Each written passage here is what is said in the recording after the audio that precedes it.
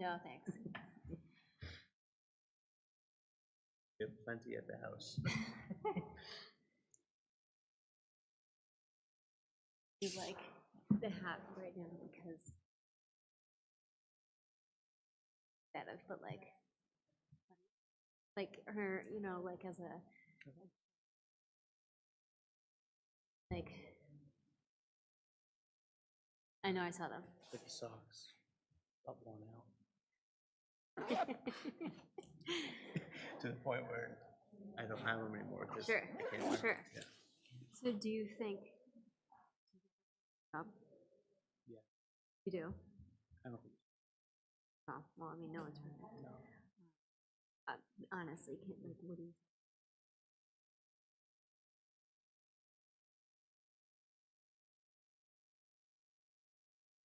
Venezuela?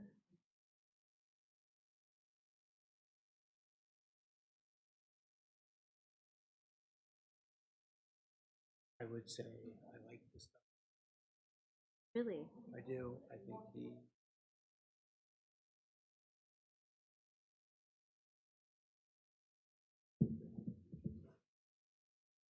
I like the premise of it. I don't like going in.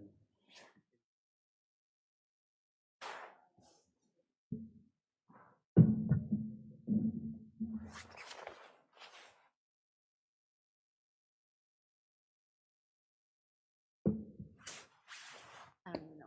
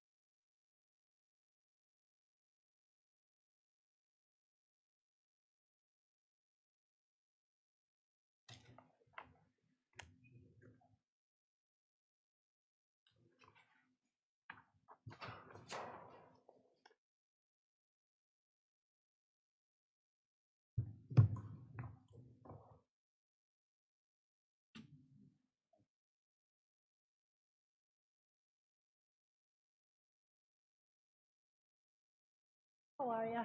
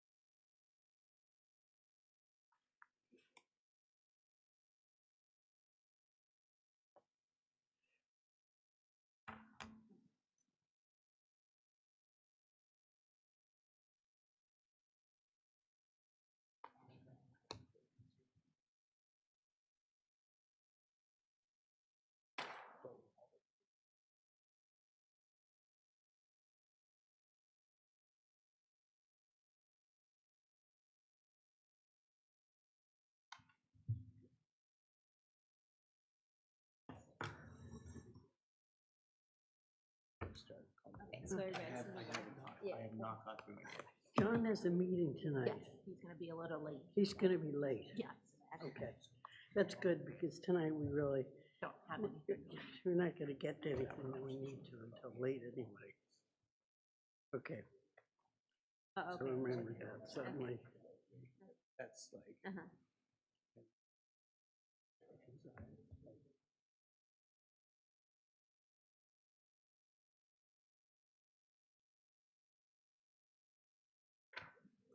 No, no.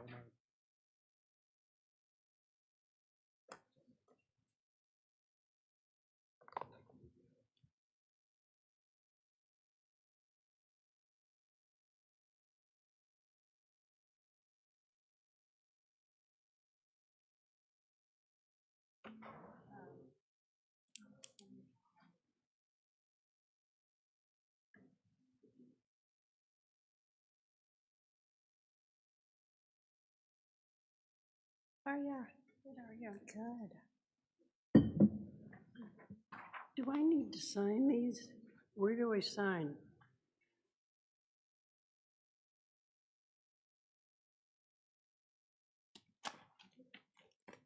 Vote of acceptance. Oh, okay, Dated. just, okay. Yeah. All right, okay. Oh, yeah. I suppose that'll wait till they do it. Did you want to sign the minutes or do you want John to sign them? Let's wait and see if John comes. Okay.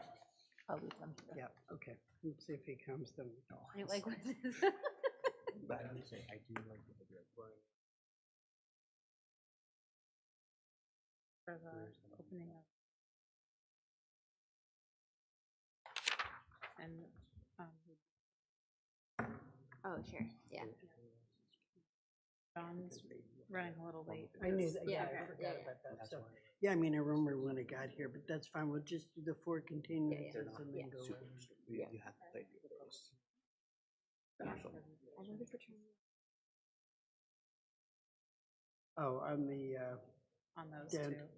on these With two? Ryan again. Yeah. Oh, he came, well, that was good. Yeah. Goes with All Charlie. right, Okay. yep, so we'll just do these 4 first and then go right into those. Okay. So. I don't know what Yeah. else to do. See back there, so you get half a month. Right. Private, he said he texted me. Okay. I like it. I actually thought we think we are. Balance is.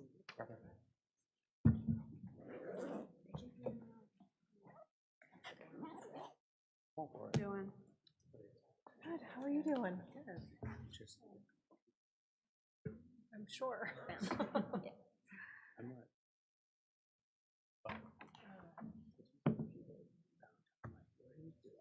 God, the writing's got that. Someone put this down here? Is the. Someone here earlier put this down? It's a letter from regarding the downtown zoning. And they're doing nothing wrong.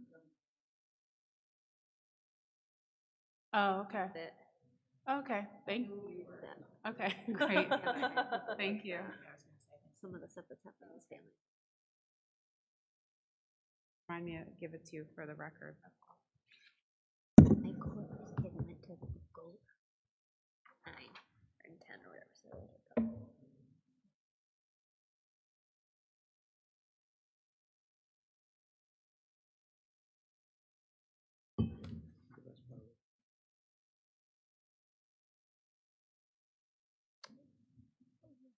Third. yeah.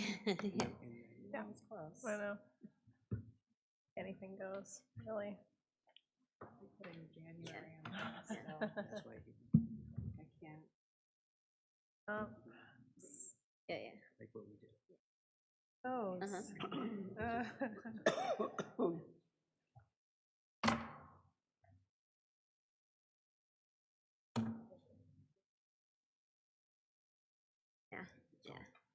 yeah. Are we ready? I've got 6:30. Yeah, is he coming? He'll be late. Late. Okay. He had a budget meeting at his town tonight, so he'll let us know when he's on his way. He expected it quickly, but I think we don't really need. That's fine. All right, Westborough TV, you're all set? Okay. All right, I'd like to call to order the monthly meeting of February 2nd of the Planning Board. My name's Hazel Nurse, I'm Chair of the Board. My far left is Jenny Gingras, the Town Planner. Then we have Board Member Carolyn Regan, Christina Kelleher, John Pizzoni. John Gellich will be late tonight as he had a town conflict that he needed to be for business, but will appear, we think, at some point. And Anne Marie Decker, our administrative assistant.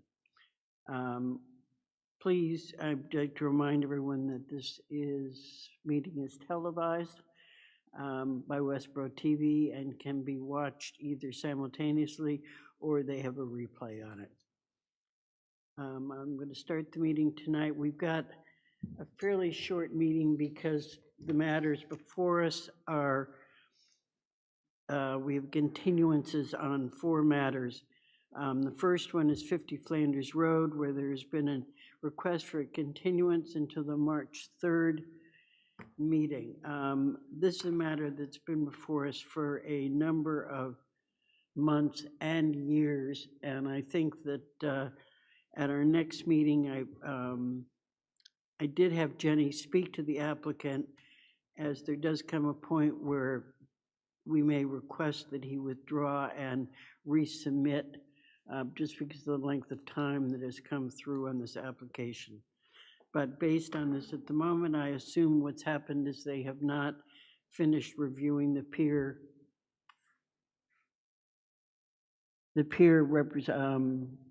submission to Jenny.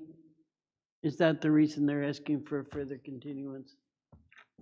Yes, the peer reviewer needed additional information from them before they could complete the peer review. Right. So they're working on that. Well, it's certainly taking much longer than a project that we've had before us.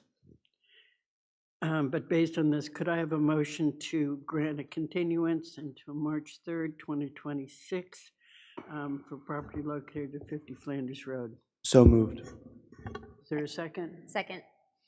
Any comment? All in favor? That's 4-1. The second one is a request for a continuance for property located at 165 Flanders Road. It's a continuation of public hearing from last October that had to do with improvements for maintenance and warehouse buildings on the Cumberland Farms property on Flanders Road. They had some problems, I think, with drainage on there.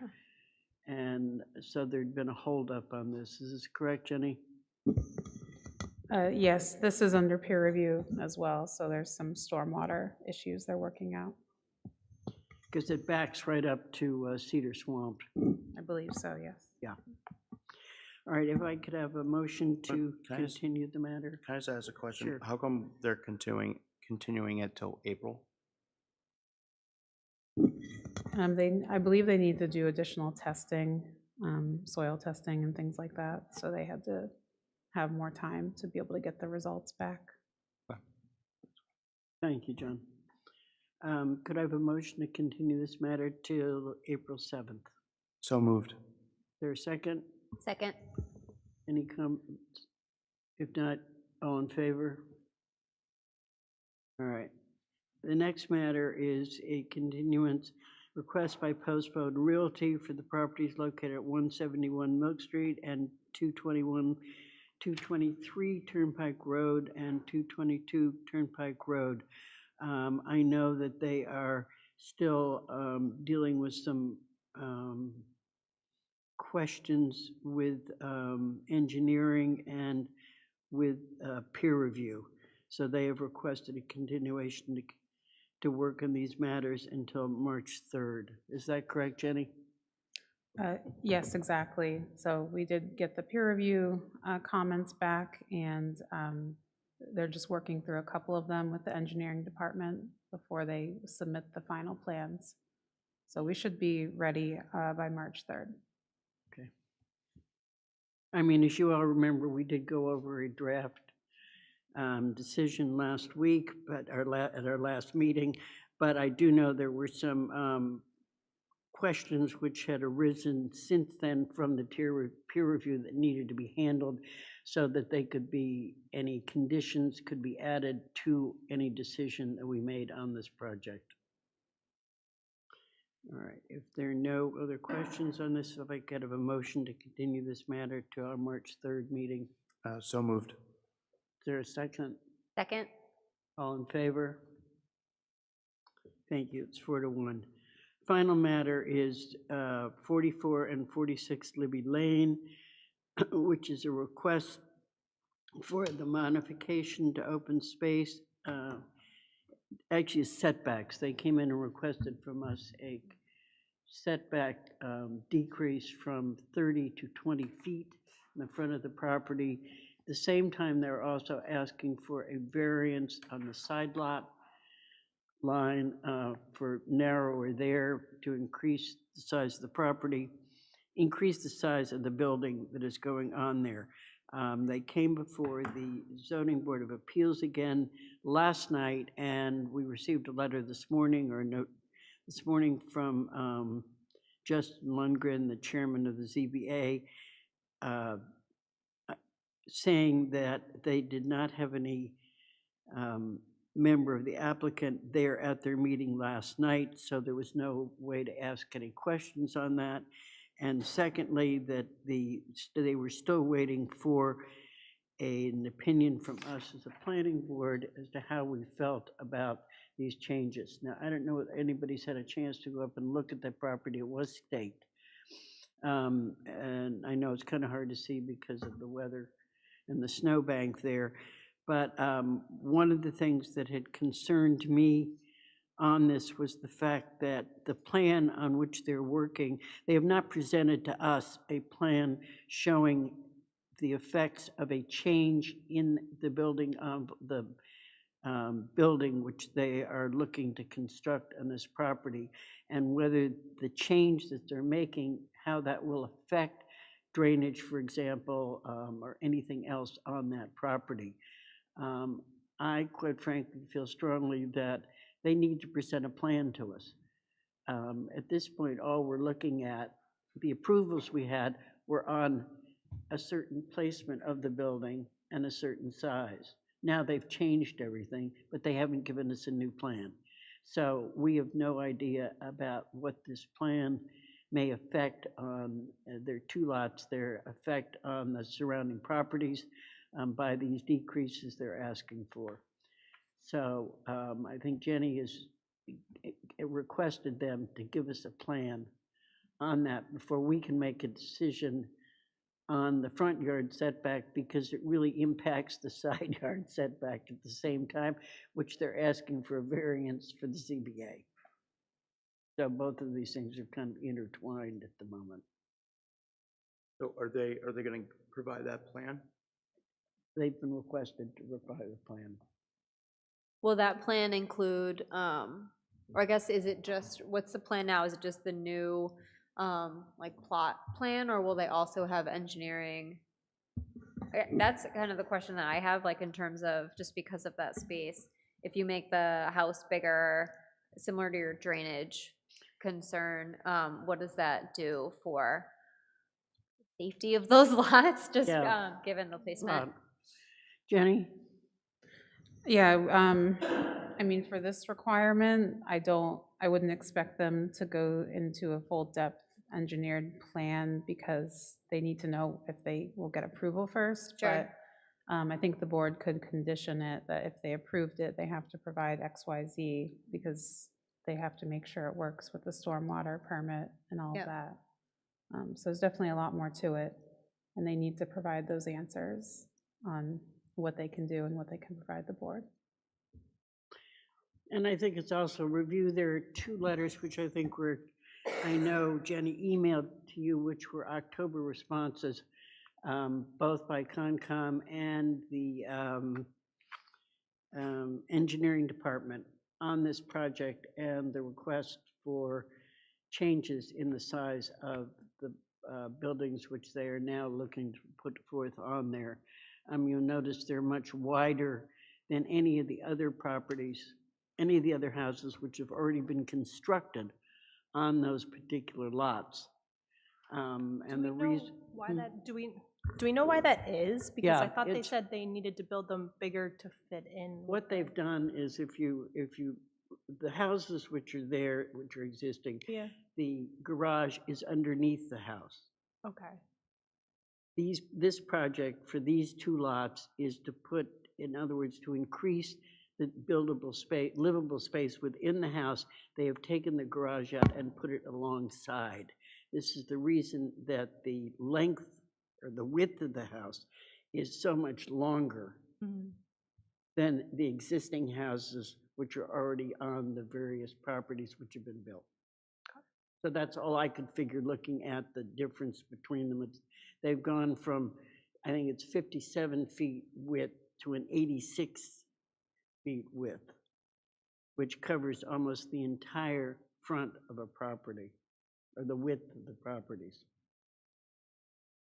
Okay?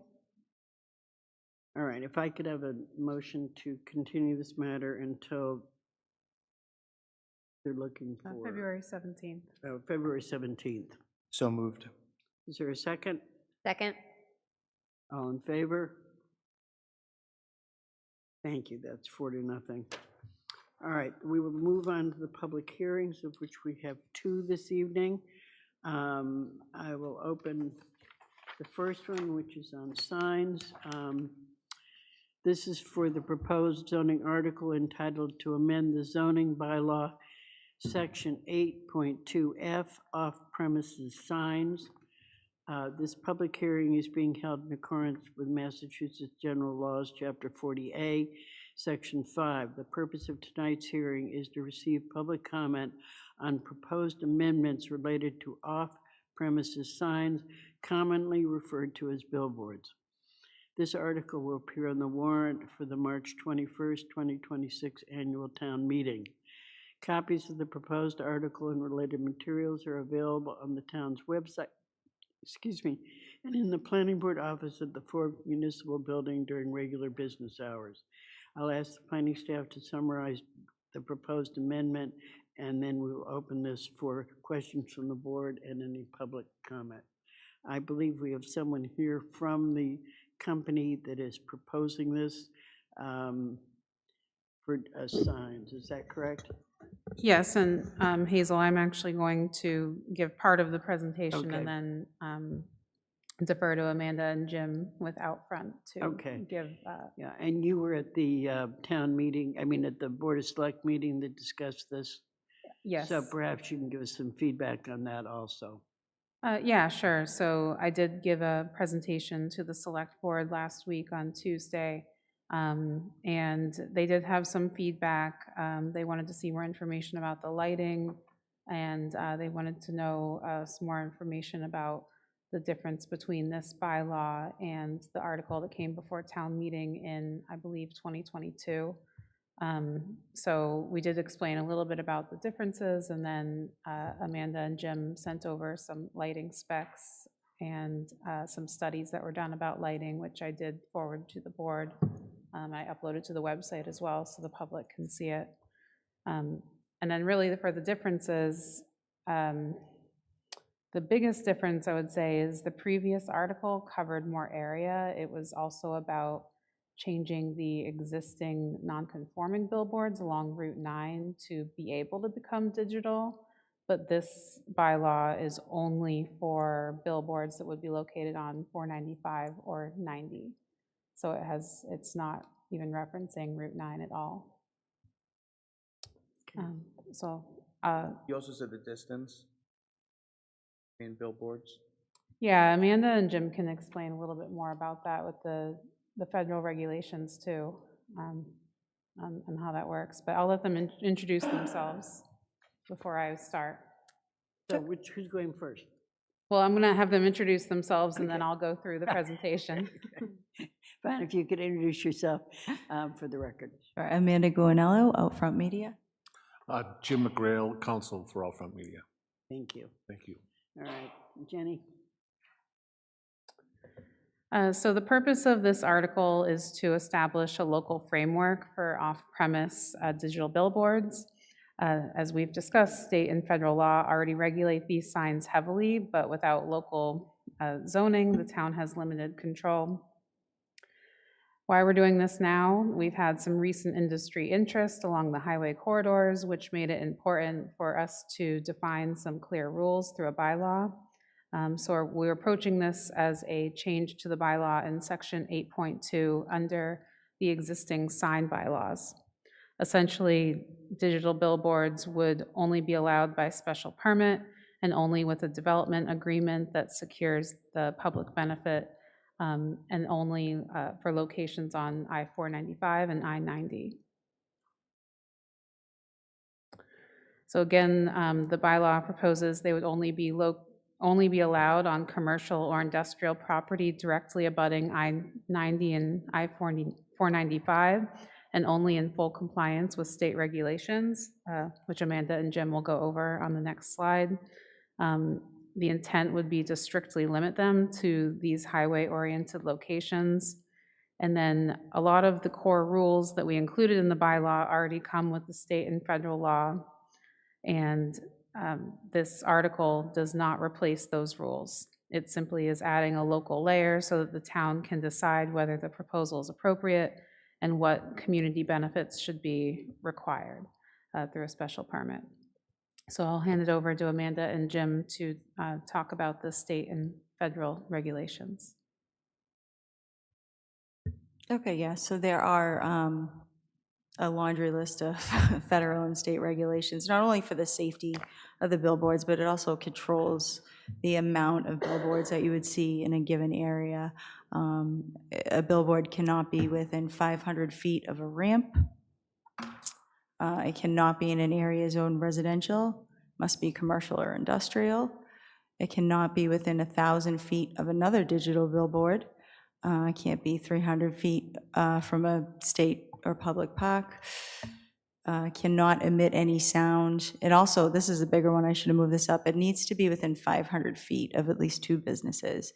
So I know there was a question with the select board, he found what looked like a home that was actually zoned business. Yeah, I believe industrial, yeah. Yeah, but it was nowhere near, it has to be harmonious to the area around it. So you have to be in an area where you'll see business. So we wouldn't, and nor would Outfront want to build something near a neighborhood. That's not our intention. Cannot emit any sound, cannot have moving, flashing, animation, cannot cause any glare, beams, rays, cannot distract or impair the driver in any way, shape, or form. Cannot interfere with any official traffic sign, must be maintained. Basically, I say it can't be ugly. And we dedicate 15 hours a month to MassDOT, and that's every single billboard in the state, not just Outfronts. I don't think I skipped anything there, but those are the ones that we highlight here, and I think the ones that are relevant to the one we're proposing in Westborough. Yeah. Now, this is the original slide, and I know you had included other maps, so just tell me when you want me to move to the next one. Okay, so this is the map of, I guess, potential conforming spots if we were to build in our proposed location. So you can see everything in blue would stay a conforming spot, and everything in red would either be spaced out, too close to a ramp, not near 2 businesses, or there's that solar panel in front of that residential there. That wouldn't be a conforming spot. This also got brought up. There's a new ramp under construction. So 500 feet from a ramp kind of changes the map a little bit with that new ramp going in there. So everything in purple would in the future be spaced out. And then there's our little proposed location that just makes the cut. But that would be prior to ours getting built, everything in blue there. So you couldn't, across the highway, you couldn't build there once your billboard went up, correct? Across the highway, yeah, so the next map would show the scenario. There you go. So there's some more red there, and then you have everything near the ramp. And then there's a couple spots just north of ours that would stay conforming. So I guess my next question would be if you put a second billboard at one of those other conforming locations, you couldn't put up a third. Right, they would space each other out for the most part. So if you put one just north of ours, Yeah. some of that blue across the street would fall within that 1,000-foot radius. Okay. It's across the highway too, so it's not just on the same side. And then the one billboard that would conform on the Pike in Westborough already exists. So I guess it would make it conforming now to existing bylaws, but yeah, we couldn't find anything up and down, and then you hit town lines. But you could see it's a lot of just residential openness, no business, and then you have some ramps there.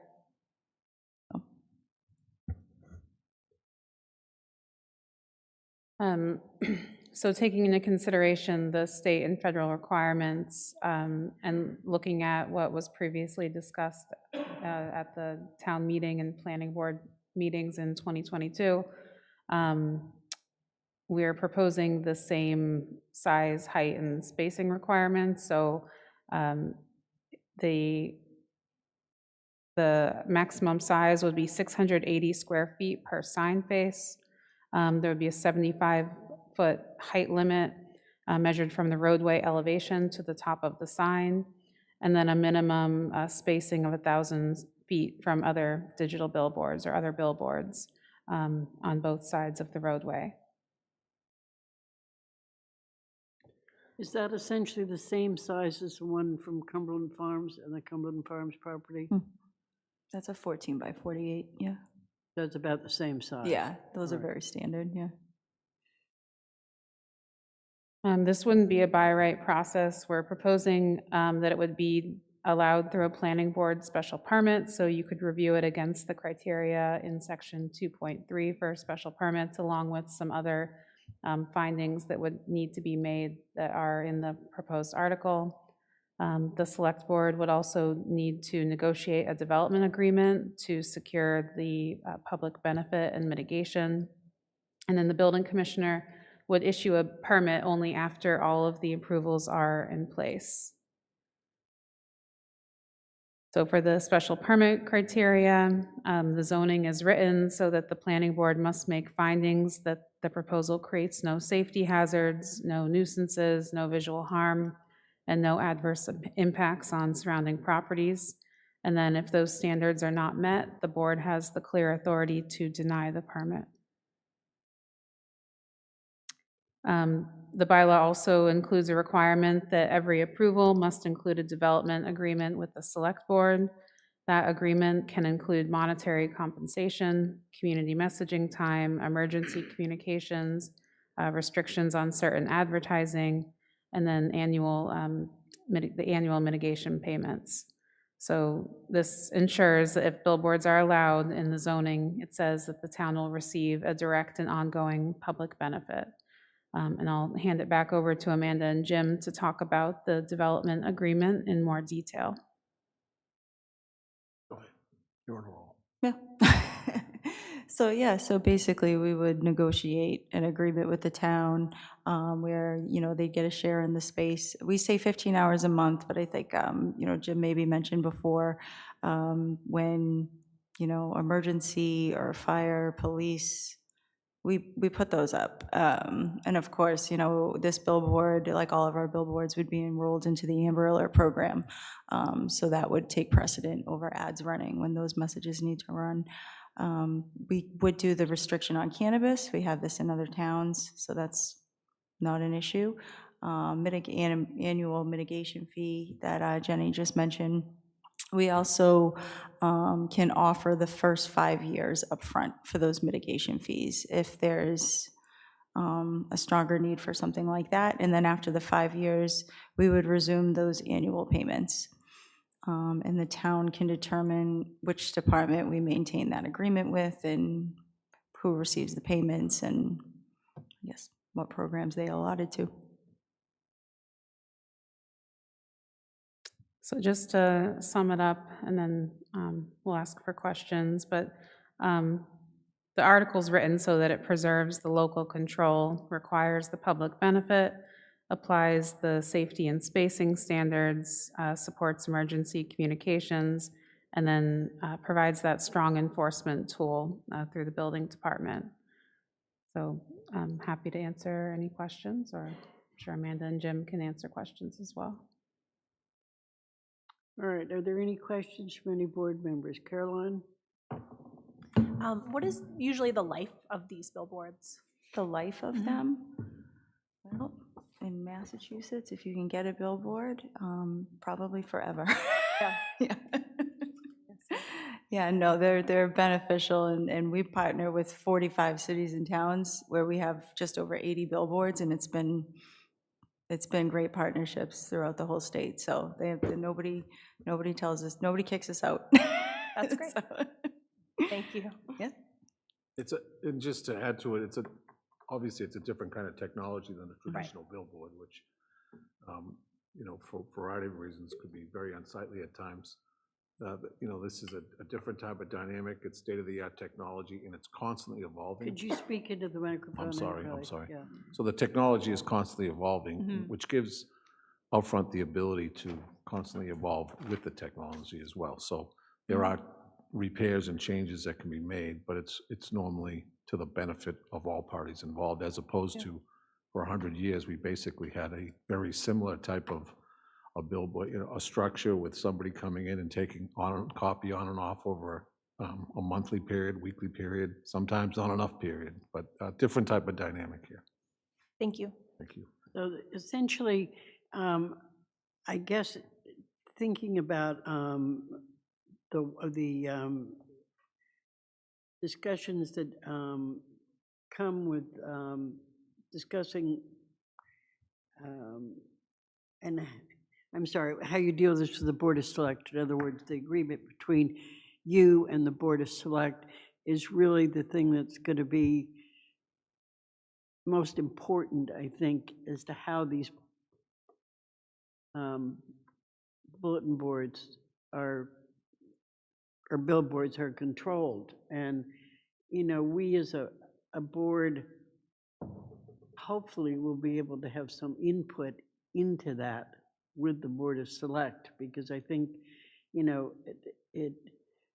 otherwise our hands are kind of tied. In other words, if the Board of Select makes the decisions on what can go on there, how long it's going to be, what the lighting restrictions are, and all those things, they are more in control of this than we as a planning board. I mean, it's sort of handed to us, and they say, okay, you can make a decision about the whether or not the bylaw change will allow these, but what goes on with them and the benefits or non-benefits to the town seem to me to be in the hands of the Board of Select and not in our hands, which is one of the things that concerns me a little bit about this. How long are these agreements typically? Like the annual mitigation payments? For the life of the board. And we adjust over the course of time. It's not a stagnant number for the life of the board. It's, there'll be periods of time where we negotiate terms and things of the sort. Okay. I have a question. What drives the mitigation fees, or where does that typically come from? Location, Value. Yeah. of the board. Traffic There's counts. also traffic counts. There's also the other side of this is not only the agreement that we enter into with the community relative to a financial contribution, but we also pay taxes on that location. So that we didn't include any of that in this financial analysis, so to speak. But that's also a component of this as well. Okay, that's helpful. Was the 65,000 annual, was that the average for Massachusetts, or is that national? Massachusetts. It's not even an average. It's probably higher than high. higher than most of our agreements in Massachusetts, for sure. Sorry, what was higher? The 65 is, Yeah. that's Then- on the high, that's on the high end of the scale, 65 annually. So what would we, I guess if 65 is higher than we should, and what we would anticipate, what's like a better kind of range? Because if I'm understanding Well, you, you should be looking at a minimum of 65 from your perspective. oh, I thought you said that No, no. 65 was Oh, high. yeah. It's That- high. that but is it the range would- we would offer It's high Westborough. in, Got it. Mhm. from a Got it. perspective of what we do with other cities and towns, but for Westborough, that's, we've kind of set the bar high, so to Got speak. it. Okay, thank you. Just a couple more questions. The 1,000 feet between billboards, is that state, federal, or is that Westborough's No, regulation? that's a That's- state and federal law. That's state regulation and federal. Then another question on, can you go back to the slide that shows all the state regulations?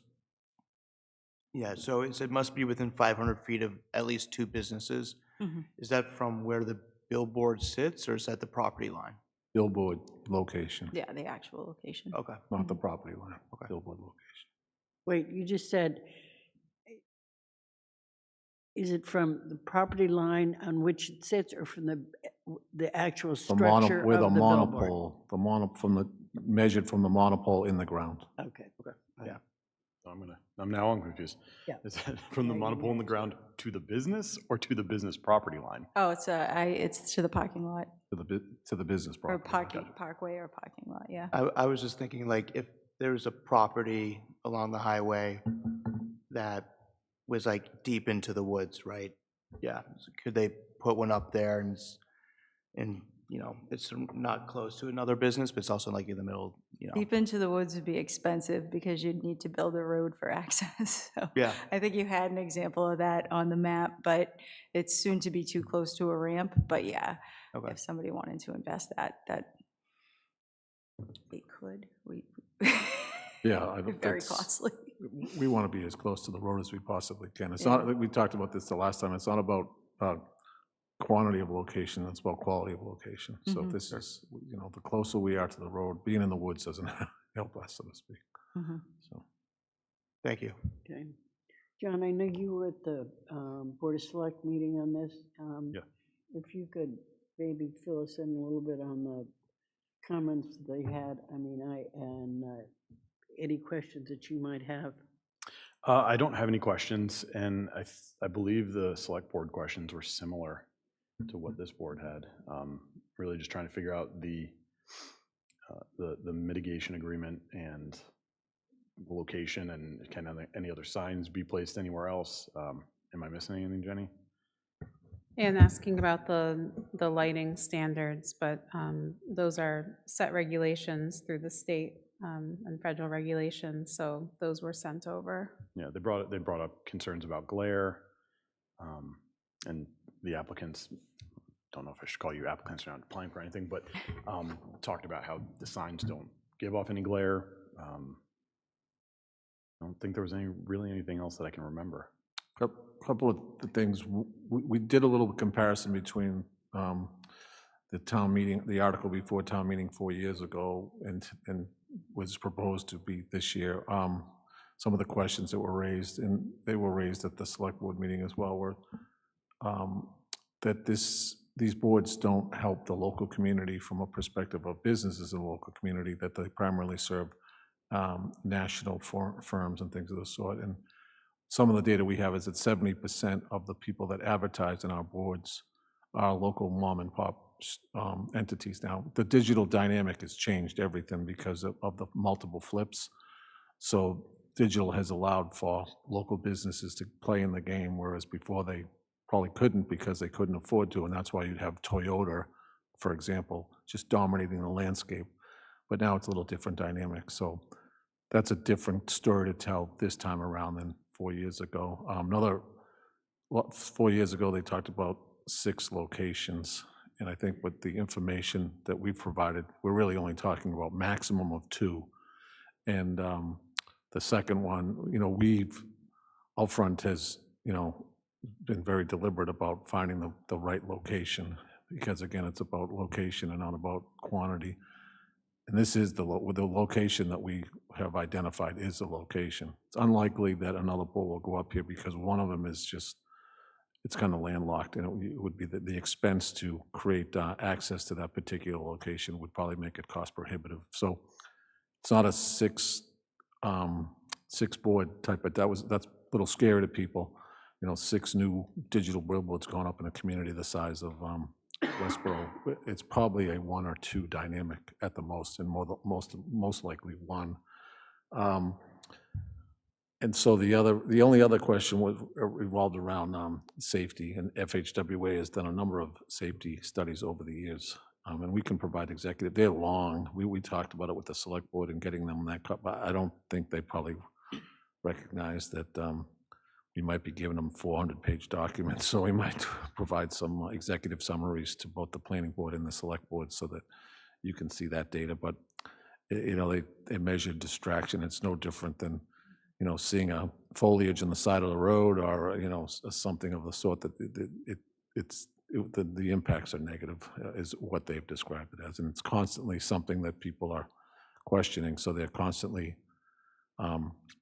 evaluating, and it's all the data that's come back from Federal Highway is that it's not a safety concern from their perspective. Out of curiosity, what is the cost to advertise on a billboard of this type? That depends on so many different factors, but I mean, usually advertisers, well, nationally, there's a higher cost and they do more of a blanket campaign. A local advertiser, I mean, they're pretty budget friendly locally. I wish I had someone from sales here. But yeah, budgets could be low as, I imagine it's not extremely high because 70% of our advertisers are local. So, Yeah, I know, but yeah. what is not expensive to one person is expensive to another, Oh, is all I'm absolutely. saying. And therefore, I think that's a figure you really should have, and it certainly is when and if this gets presented at town meeting, obviously you need to have.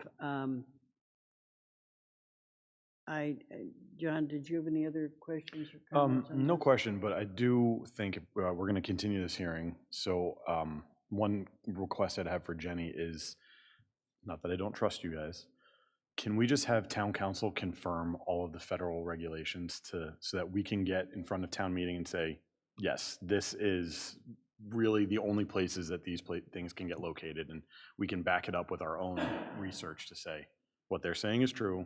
So we're not going to get made fools if this passes and then we didn't know. Yeah, absolutely. So once I get comments from the board at this meeting on the article language, then I'll send that to town council for their review, to hopefully get back comments prior to the next hearing date. Yeah, so not necessarily just comments about the law itself, but like the federal regulations, and make sure that everything is accounted for and all these things pertain to Westborough, and there's not some like footnote somewhere that says, oh, this actually doesn't matter on 495, so that kind of stuff. Just so if there's something out there that we missed, it won't get missed. We obviously don't have any problem with that, and we did provide a copy of the state federal regs to Jenny, so you have that now. So, and I'm sure town council's probably already done this work since we had it before town meeting before, so I'm sure they have it, but just as backup. Well, I think the rules have changed actually since then, so Okay. we're talking another few years on this. And one of the things is I know there are a lot of new lighting things that have come up. There are new types of lighting that are now on these billboards.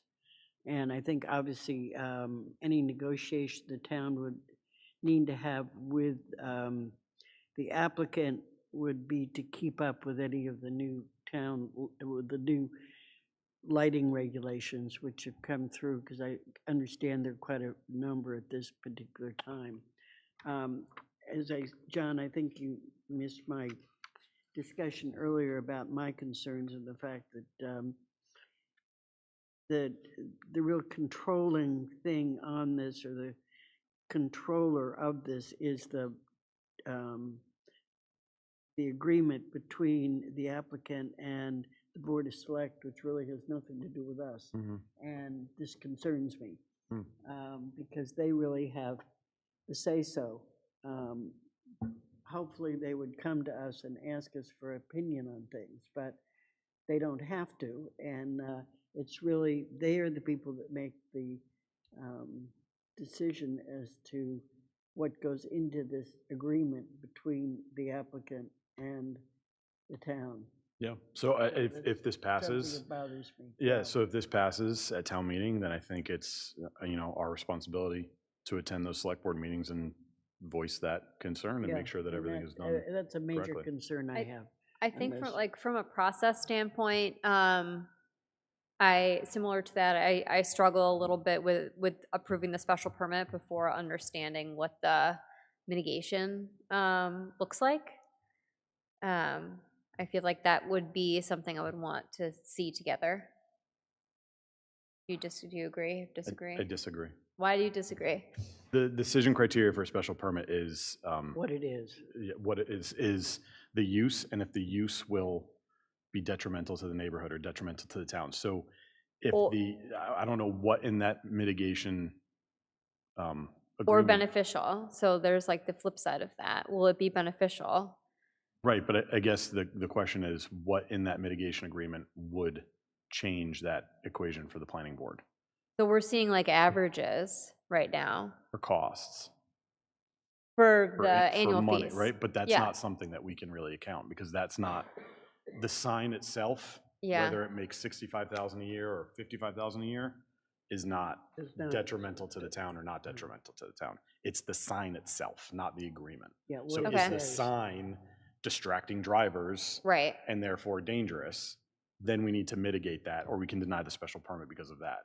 But if it's not a worthwhile, in someone's opinion, agreement, that's not a detriment Yeah. that the sign causes. I guess I'm now, maybe I'm combining thinking with the article itself, right? And having enough information to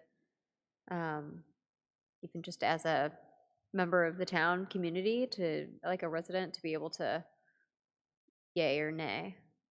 Well, I think with the mitigation, it's done on like a billboard by billboard Yeah, basis, right? right. So I don't think we can Fair, yeah. come up No, with yeah, anything. I But hear you guys. I think that's why we would have an average, but I would hope that select board can do their homework I'm and sure that- yeah. realize, Yeah, maybe it's not like a fixed amount forever, right? Rent can increase either Right. annually or every 5 years or whatever it might be. Yeah. so. And I'll just mention, we do have an agreement on one of our billboards already. I don't know what the mitigation payments are through the select board, but it's a pre-existing sign, so it wouldn't have come to the planning board. But it's for the digital billboard. okay. But no billboard would be allowed if there's no agreement to be made, if you can't come to an agreement with the select board. Correct. The building permit would not be able to be issued without that agreement. That the agreement, right. Yeah. Yeah. I'd want to get clarification from town council on that too, because at what point, if the town says, no, we want $1 million, and that's just unreasonable, at what point does the state or the federal government come in and say, you have to issue a permit for this billboard because you are playing fair, Yeah, right? So yeah. like where is that threshold? So I'd like to know that, Okay. just so that we can answer that at town meeting. Yeah, which is gonna be a question, yeah. No, and also what is on the billboard and who has control over that is another question. That's in the mitigation Yeah, agreement, That's, 'cause- that's just it. It's Yeah, in the you can't mitigation regulate. agreement, which, the question is how the town gets feedback on that. I mean, I think, that's one of the things that we as a planning board, I think at town meeting need to point out to people, if you want to be involved in this, you've got to get up there when they work on this mitigation agreement. Absolutely, yeah, I think it needs to be, absolutely, need to put the onus on the select board to make sure that the agreement is ironclad and beneficial to the town. Exactly. And that's my concern, I guess, basically on this. All right, if there are no other questions from board members, I open the public hearing to any questions, anybody in the audience. And if you could give your name and your address, and please try to keep your remarks to 2 minutes or under. No, sorry.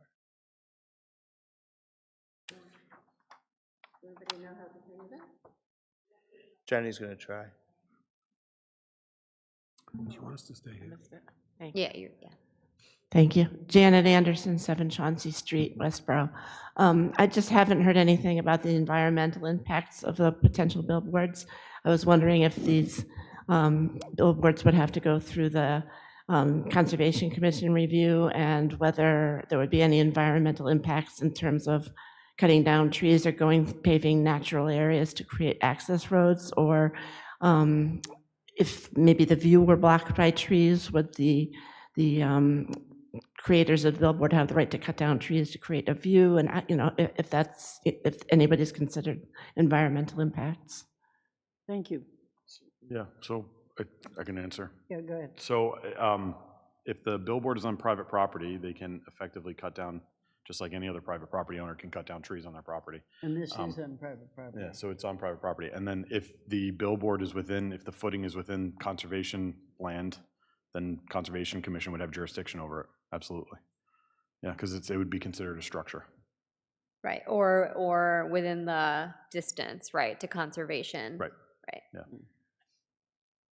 But thank you for bringing That's- that up. Yeah. Yeah, does that answer your Yeah. questions? Just to follow up about the private property thing, I'm just curious, I'm not trying to be argumentative, but, I mean, if, I understand it's private property, but does that mean that anybody can do anything with private property? If I decided to completely pave over my lawn or something, is that? So paving over your lawn would be different, right? Because we have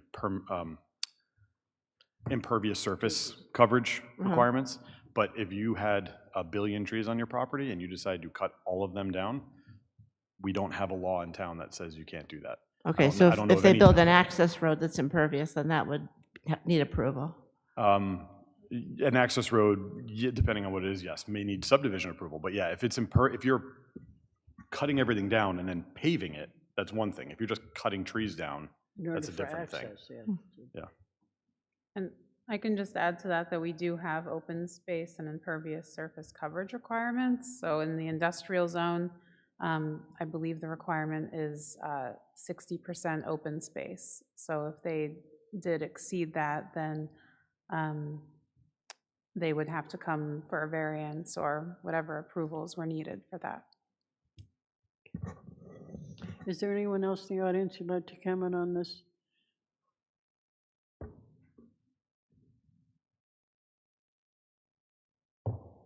Good evening, Board. Kevin Barry, 8 Indian Pond Road. Just a quick question. It sort of got addressed earlier, but as far as overall revenue, what is projected and what is the average intake of such a billboard? You're talking 65 grand in mitigation, but is there a percentage involved? Is it just whatever the owner of the board wants to contribute? And what does the property owner get as well? So is there percentages based on it? And what is the overall revenue, whether you tell me monthly or annually? Thanks. I know the property owner gets rent for use of the property, and this is private property on which this projected billboard is going. And I think the figure that we talked about, you mentioned earlier, I think was around $65,000 a year, which would be paid to the town in mitigation, but that obviously has not been fully decided on because they haven't come up with the mitigation agreement with the town yet. And So, that, yeah, and that that's a mitigation, figure they were throwing out to us. that mitigation agreement is going to be the business of the select board. So they're going to come up with the agreement, negotiate with the applicant, and come to a determination as to what that revenue will be. That's not something zoning is going to do. But in addition, you'll pay real estate taxes? Yes. So there will be an assessed value determined in addition to that. Correct. Would the property owner pay the taxes, or would you all pay the taxes? We would pay the portion of the taxes that increased due to the value of the sign. Directly? You wouldn't pay it to the, it's not included as part of the rent to the private owner? We could, in some ways that we pay directly, in other ways that we pay through the property owner. So his taxes go up and we have an agreement with him or her, whomever it may be, that to pay the increase. As it relates to the language between our company, if we were to be successful in getting to the point of You need to actually, speak, I'm sorry, could you I'm speak to the sorry, microphone if we more, were to please? be successful in getting to the point of actually having the ability to enter into negotiations with the town, It's not a take it or leave it type of negotiation. I think the language, in fact, we have in the agreement is mutually agreeable. So it would have to be something that was satisfactory to both parties before we could go forward with the planning board or any other building commissioner for that matter in the community. So it's not a one size fits all, here, take it or leave it, this is the number, and, you know, we're willing to work with the community to do what's in our mutual best interests. I have a question, just as a follow-up to that. What sort of impact does the billboard have on the real estate tax, roughly? Is it a percentage? Is it, like, how is that kind of factored in? It would be determined by how much the value of the property would increase by having the billboard on the property. Yeah. Right, but I guess how, because of the revenue it brings in, I guess I'm confused as to how having a billboard on your property brings the property value up. Because it's another structure. It's It's a another value of the structure. structure, It's like value of the putting a metal house pole, on. value of Yeah. the LCD or whatever screen Sure. it is. Okay, thank you. Right. Are there any other questions? Excuse me, from- just to follow up, part of the question wasn't answered. So obviously you did this project, you have a projected value of what the revenue is going to be. Just want to be interested that the town knows that so they can negotiate a contract faithfully as far as knowing what the revenue is and that we're getting our fair share. So do you have We- a certain dollar amount as far as whether it be annual or monthly, what the revenue is going to be for this billboard?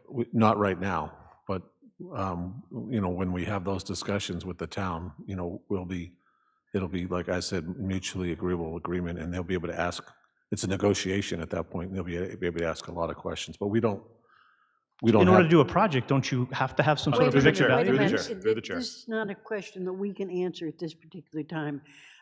It Okay, would be fine. part of the mitigation. So I would say if you're interested, come back when the town is obviously having their discussions on the agreement, mitigation agreement between the applicant and the town. Yeah, But there's no way to tell otherwise. that value as far needs to as get we know. determined by the select board. Yeah. Because they're the ones that come to the agreement, not us.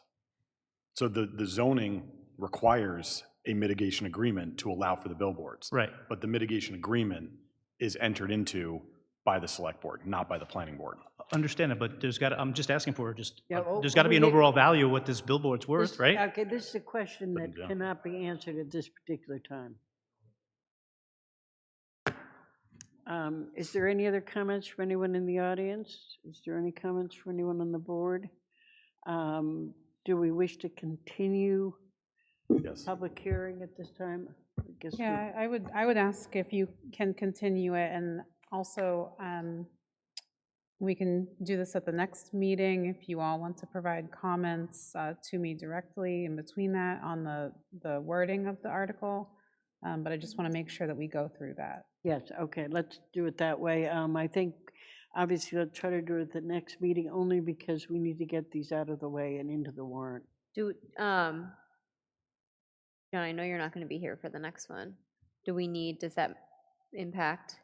This John is not going to Correct. hear, yeah. Well, it doesn't impact us as a board, we could vote on it. Okay, I didn't know for Yeah, like, that's for not a the problem as far as article. that goes, we but needed- I Okay, great. Hope if John has any questions or comments that you would pass those on Yeah. prior to the meeting. Yep. I can do Okay. that.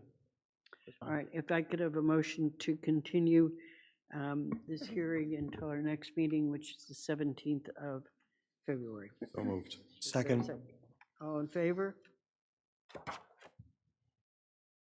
I now will open the public hearing for the proposed zoning article entitled Amend Zoning Bylaw Downtown Business Zoning District. This public hearing is being held in accordance with Massachusetts General Law, Chapter 40A, Section 5. The purpose of tonight's hearing is to receive public comment on proposed amendments to the zoning bylaw, which would modify the zoning for the downtown business zoning district. This article will also appear in the warrant for the March 21st, 2026 annual town meeting. Copies of the proposed article and supporting materials are available on the town's website and are also available for review in the planning board office during regular business hours. And I'm going to ask Jenny to give us some information on this, but I would like to point out this has nothing to do with the design of the Rotary. So if there is people, I understand that there has been some comments from public, and conversations going around that this has to do with the design of the Rotary, the proposed design of the Rotary, which is being discussed. This does not. And Jenny will make this clear also in her presentation, which she will give us now on the new amended zoning bylaw. Jenny? Great, thank you, Hazel. And I also did a presentation to the Select Board last Tuesday, and John Gelsich was also there to answer some questions as well. So it was a good meeting. We had some good feedback, and from that, I incorporated in some suggested revisions to the bylaw, which I distributed to the board, and we can go over those after the presentation if you wish.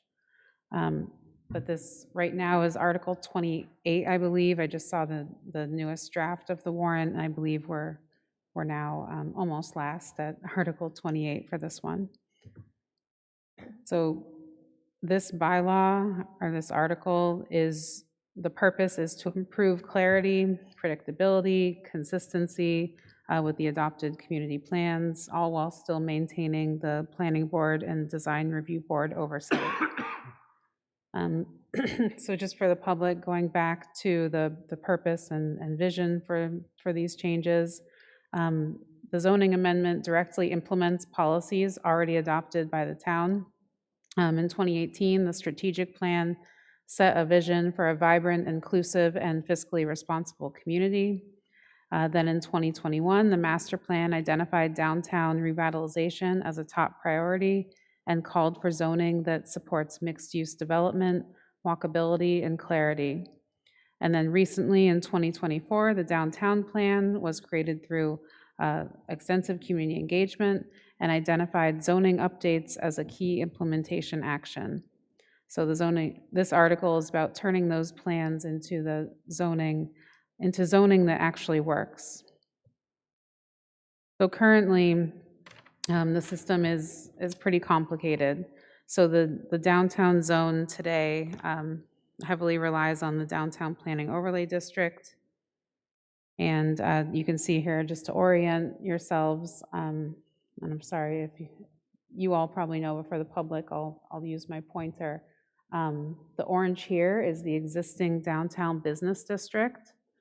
The green means municipal or state-owned. The purple is industrial zone. The blue is also an industrial zone. This circle means within 2,500 feet of the center of the Rotary. And then the stripes here are the downtown planning overlay district. And then up here, the brown stripes are the Gateway 2 district, which it's called.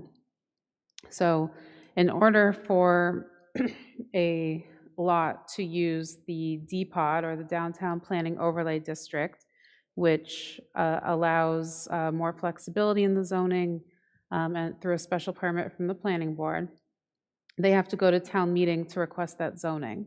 So right now, the only areas are Bay State Commons and then a few of the parcels within here. And I know it's hard to see up on the screen here.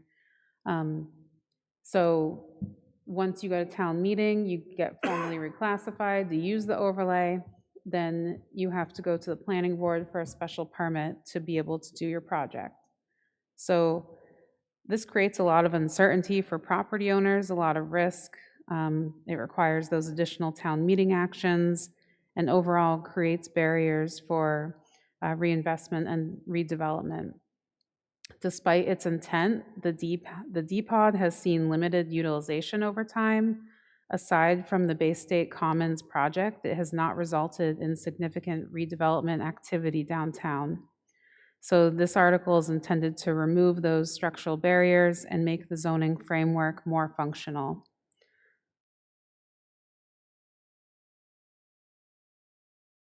So this map here shows the proposed downtown business district boundaries. The orange here is the existing downtown business district, and then the lighter orange would be the parcels that are added. So from the previous map, if you remember, these parcels were zoned industrial, And so those would be added to be part of the downtown business district and not industrial. So removing that industrial zone from the downtown district. And then these parcels down here, we found most of these have commercial or multifamily uses, which are non-conforming because they are within the residential zoning district. So this change would make those uses conforming.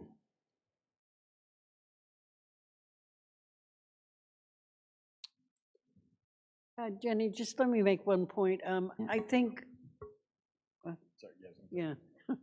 yeah. I think when we look at our zoning map, what has happened over the years is that we started out with zones, residential, commercial.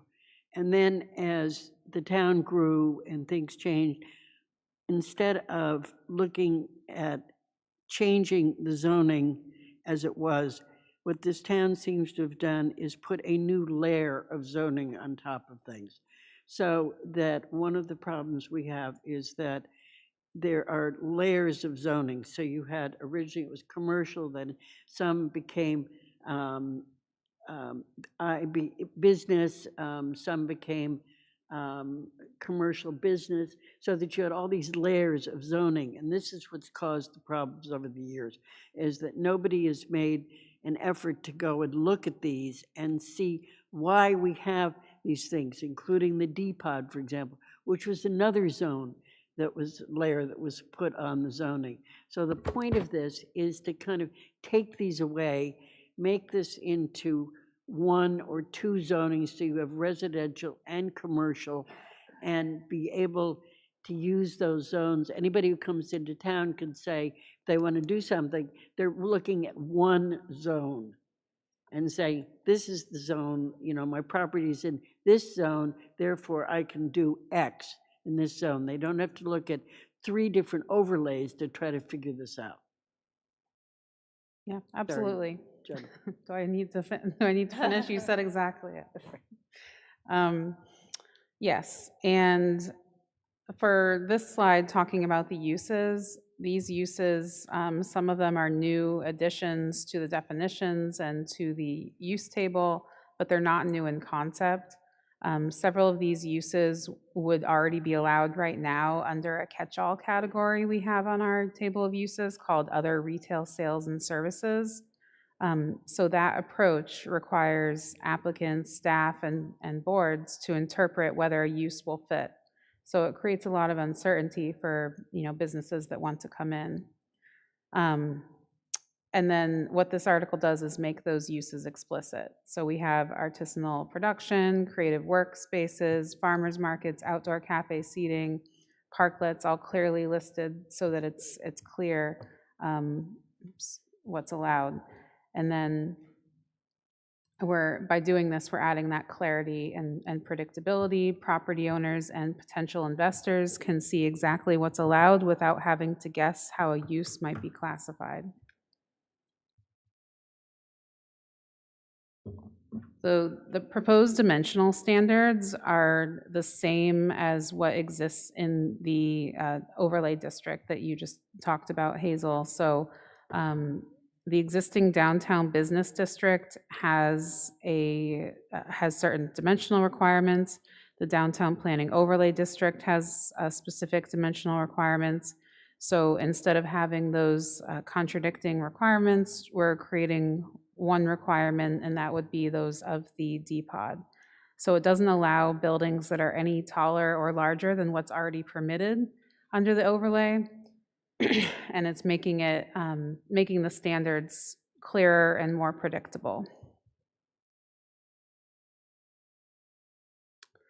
So the parking approach remains consistent with the walkable downtown model. Right now, there is no minimum parking requirement in downtown, but after meeting with the select board and hearing their concerns about parking, particularly with multifamily and mixed-use residential, it would be my opinion that I think the board could consider a one parking spot for each unit of multifamily if that use came in. So that would be parking that would be required on site of the development or in a parking garage off-site if they chose to do that. But it would have to be within a quarter of a mile per what we put in the zoning.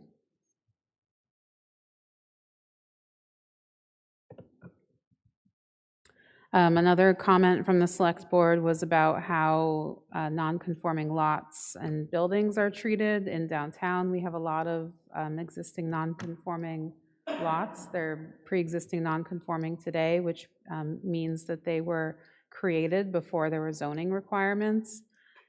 So within the zoning, I added in a paragraph that clarifies that existing nonconformities may be reused, renovated, or reconstructed by right, as long as they don't increase the nonconformity. So if you're going closer to the side yard setback, for example, than what is allowed, then you would need a special permit from the planning board, but it wouldn't require a variance. Right now, if a commercial business wanted to do that, they potentially could require a variance from the Zoning Board of Appeals, which is a much higher threshold to get. So this allows for a lot more flexibility for small businesses downtown as well.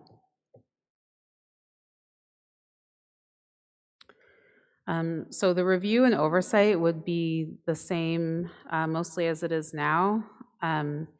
Most commercial, mixed-use, multifamily projects would continue to require site plan review by the planning board. The design review board would continue to review the building design, signage, lighting, and compatibility architecture-wise. Inclusionary zoning would still apply, and then we would have the bike parking standards added, and then, of course, a building permit would only be issued after all of the required reviews are complete. So just to wrap this up, this zoning change is really about cleaning things up. Hazel said exactly what I was going to say, that over time, the downtown zoning has become layered and confusing. This article is simplifying the rules, removing redundancy, and putting everything into one clear downtown district. So I'm happy to answer any questions, or we can go through the article if you wish. Can I just say one thing? Is this your presentation for town meeting? Well, I mean, I usually adapt it a little bit for town meeting, but I'm open to suggestions. And if I'm missing it, my apologies, but I would include in here, and I like this with your original presentation, that you're not taking away any uses in the zoning table. I think that just needs to be put in there Right. and said Front and again. center. Yeah, Yeah. I said it, but I can add that to a slide. I think that would be maybe a key takeaway or something where it's, Yeah, so we're technically adding uses, but we're not. we're but not they're- taking away. Right, we're any- not taking away anything. Right. Because you have the slide that talks about changing the industrial zone. And I know as a board, we talked about, we're not taking away those uses. Right. Yeah, you have like the non-conforming slide that maybe Yeah. again in the beginning, yeah. Okay, yeah, thank you. I would just like to thank Jenny for all the work she's done on this. It has been a mammoth Yeah. job that she's taken to go through these things. And I would suggest that we keep the hearing open anyway. When is the last date that we have to make a decision on this? Well, the warrant closes February 27th, but that doesn't mean you can't make changes past then. It would just be an amendment Okay. at town All right, meeting. I'm just thinking that I know John's going to be away, and I don't know whether he has any changes that he might think about, but we certainly at this point should try to get anything that we have as far as the change goes to our meeting on the 17th, because it would be, if we have everything in at that particular time, then we could go ahead and close the public hearing. But I think it is important to go through this again, take one more look at it, and see if there's anything else that we think needs to be added. I think it's the presentation at town meeting that is going to be the most important thing, and being available to answer questions to do with that. And there are some main takeaways that I think maybe we need to restructure this a little bit, in the sense that the key things that people are worried about, which are you going to change my use?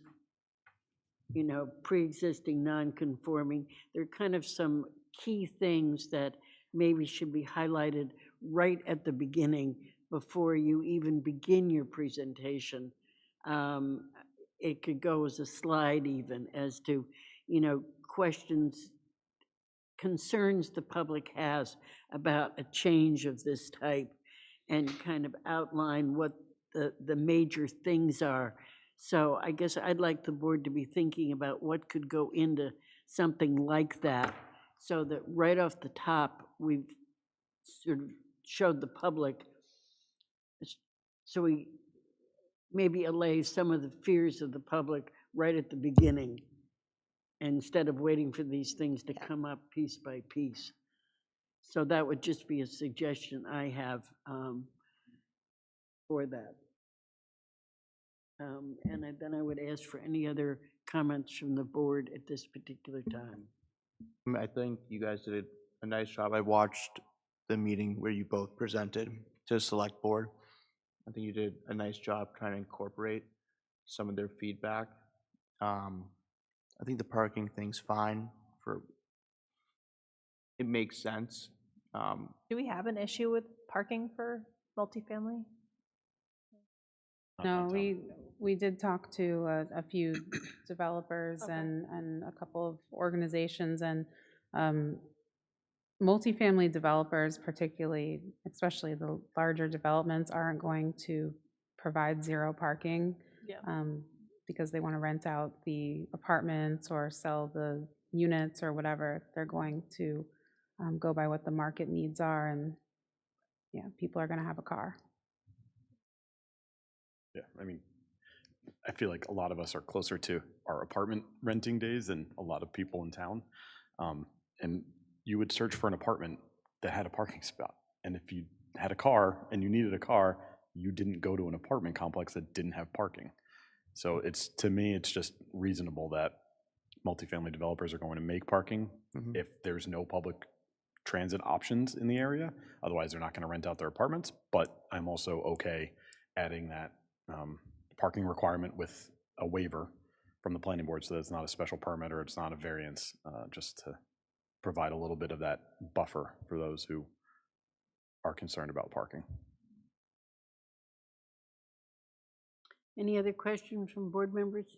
Yes, I also echo the comments, Jenny. I think that this has been a beast, and appreciate all of the work you've done to do that. I have a couple of small suggestions. I think like you had I really liked how you pulled in like the farmers market, and like they're like the specific examples of things that we know already happen, but maybe the process is different. I wonder if it would be helpful to understand like what that means for the farmers market, like what, like for one of those examples, to which not to get into it in great detail, but just to highlight the streamlining. Highlight the what? I'm sorry. Like to highlight the streamlining Oh, of what yes. it looks like. So here, right now, here's the process, but then this is moving. This is moving. I think. I really liked the slide on the non-conforming uses and structures. I think just echoing John's comment, like maybe there's another way to pull that in. There were concerns at the last town meeting about what happens on residential streets or more residential focused areas. I don't know. I think it might be worth addressing what that looks like. I think for the most part, there's technically not really a change. But I think addressing what that looks like. There were concerns about people, I guess the maybe lack of clarity around that, and people being concerned that a business is going to come in next door, and now all of a sudden all their off-street parking is also gone. So I don't know. Sorry, just to No, go add ahead. on that, Mark had a similar concern, which John addressed at the select board meeting, where you have some larger lots on was it, West Main? That. In Church too, yeah. The single-family houses that, if they were to be taken down, could be converted to multifamily. You brought up a good point, I think, on historical society and stuff like that. Or commission. Yeah, Yeah. so, The historic properties have protection. Any property that's, I forget what it's, 75 or 70 years old, which now is Prior to getting, 1950. which is, yeah, prior to 1950 now, yeah. right? Anything that's built prior to 1950 has to go through historical commission to get approval to get torn down. And so if it's historically relevant, they're going to say no. But if it's not relevant, if it's not, If it's not a historically relevant structure, then yeah, I don't then why know, are we I guess, concerned about tearing Yeah, it they down? have to apply for a demolition permit. The problem is that a demolition permit, all it does is delay the demolition. It does not prevent demolition. Right, but that gives you But time this to gives you time. add it to a you're historic right, district or to exactly, create a and historic see whether district you or can to get somehow some- otherwise preserve Right. that if the owner is not willing to preserve it themselves. Yeah. And I'll add that with the nonconformity addition in there, that it protects a lot of those structures that are pre-existing nonconforming, and it gives people more flexibility to use it for something other than a single-family home, because that might not be the market right now. So I've seen a lot of conversions into different types of retail uses or whatever, instead of using it for a single-family home. And a lot of developers or business owners coming in don't necessarily want to take the expense to tear something down, when by doing that, they may be eliminating that protection. So I think that helps with preservation also. yep. The last, just the last comment I had, and again, I know this was for us, but just maybe a slide up, more clarity on like the definitions themselves. Even like depot, I think, can be confusing, or industrial versus business. But just having, streamlining that, I think, would help. Okay. Thank you. And I did, when I came in, there was a letter from a property owner here that I can enter into the record, or I can read it to you all about. It sounds like it's a letter in support of the zoning. So I can send it, or I can read it to you all if you want. I know think you're- it just automatic, if you'd send it all to us and Okay. put it into the record so Okay. that the public can read it. All right, if there are no other questions from board members, I'd open the public hearing to anybody who would like to comment on this from the audience. Yes, ma'am.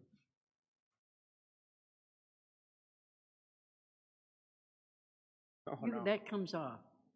You can also just use these. If you, ma'am, Oh yeah, the table might be easier You just if you wanna- want it. Yeah. You don't have. I have That or this not, trouble but yeah. everywhere I go. That's not a Yeah. problem. address, please. Okay. Lauren Smith, 29 Church Street. I have a question. I was at the town meeting, and how many properties, residential properties, are being changed in this new zoning plan? My count was about 25 changed from residential to downtown business. Is that still the case? So can I just clarify, are you asking for residentially zoned properties or residential Currently uses? No, they're currently zoned residential. I'm on Church Street, I'm zoned residential. This new zoning thing is going to move downtown business very close to my property, in addition to whatever else is going on, multifamilies around me, and this new dispatch center that's going in right across the street. I'm very concerned that the downtown allowing businesses to more easily turn a residence into a business is not a good thing for downtown Westborough. I think that one of the nicest things about downtown Westborough, and it's already a walkable, there's a lot of things that this plan is trying to do that Westborough already has, but one of the nicest things about it is that there's people living there. It's not just there are a lot of apartments, it's changing over. I've been here for almost 40 years. But that's a real concern, and I think that all of this overlay or whatever you're trying to simplify doesn't really account or help the residential people, the residences downtown and all the people who live downtown. You're just making it easier, it looks to me, for people to come in and just change things. And I'm a real estate attorney. I know once you change something to a business, zone business, you know, that changes everything. Yeah, so I do have the list up here of the addresses that are being changed from residential to, or proposed to be changed from residential to downtown And what's the reason for business. those particular ones? Are they already being used that way, or is it? So many of them are used for multifamily. We have the Masonic But a Lodge on multifamily there. is still a residence, it's not a business.